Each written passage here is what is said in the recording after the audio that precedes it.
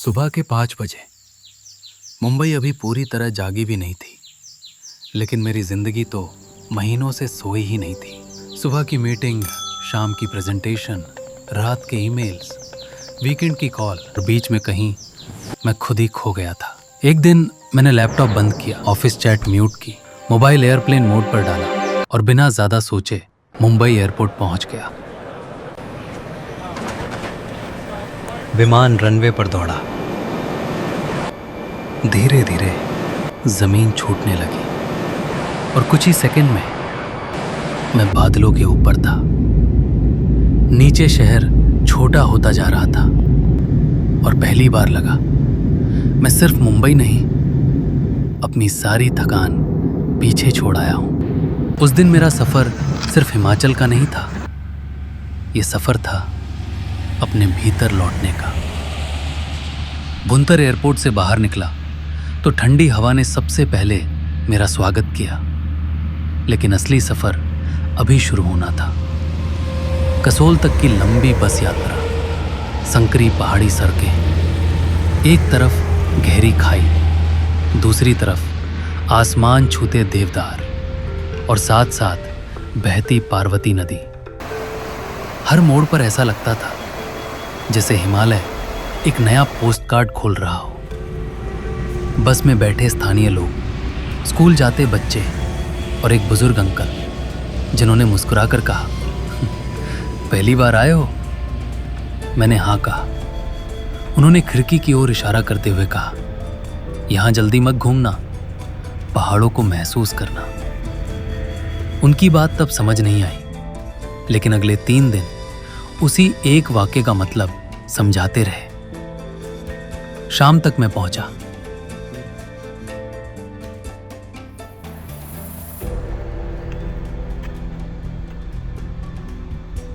लकड़ी की खुशबू, पहाड़ों की ठंडी हवा, बालकनी से दिखती पार्वती नदी।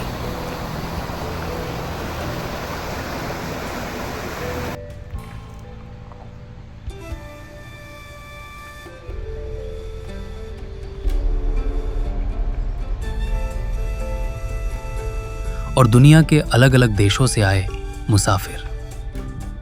रात को बॉनफायर के पास किसी ने गिटार बजाया, किसी ने अपनी यात्रा सुनाई और मुझे पहली बार महसूस हुआ कि अजनबी लोग भी कुछ घंटों में दोस्त बन सकते हैं। शायद यही ट्रैवल की सबसे बड़ी खूबसूरती है।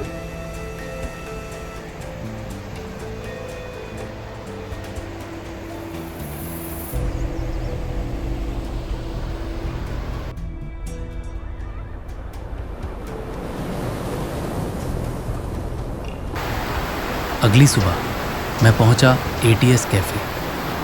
कॉफी की खुशबू, धीमा इंडी म्यूजिक, नदी की आवाज और सामने हिमालय।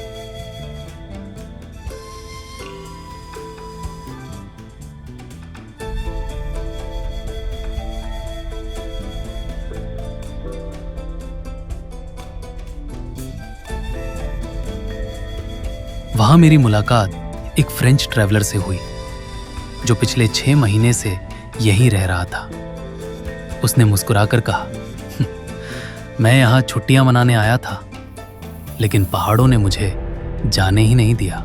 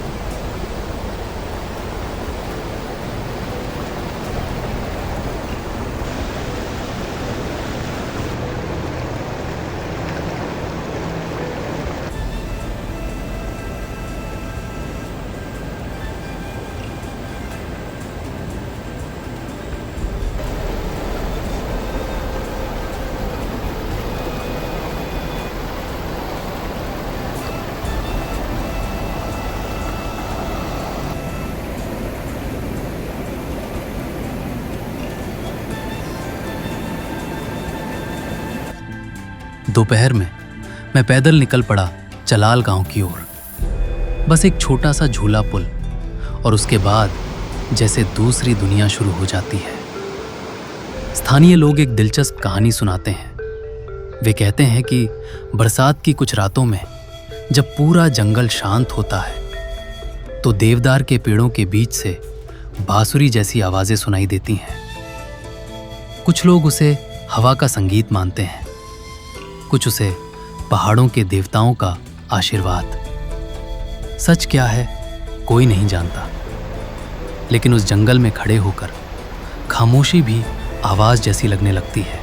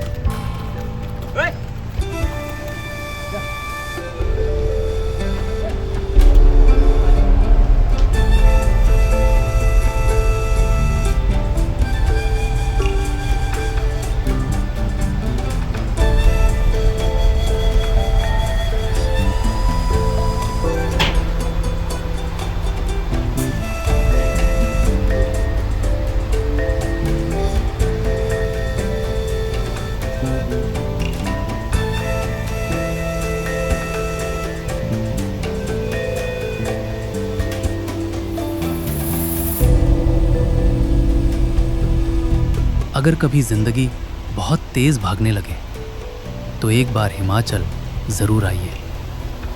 हो सकता है यहाँ आपको सिर्फ एक जगह नहीं, खुद का नया रूप मिल जाए। मैं हूँ आपका सफ़रनामा साथी। अगर ये सफ़र आपके दिल तक पहुँचा हो तो वीडियो को लाइक कीजिए, चैनल को सब्सक्राइब कीजिए और अगली अनजानी मंजिल पर फिर मिलते हैं। जय हिमालय।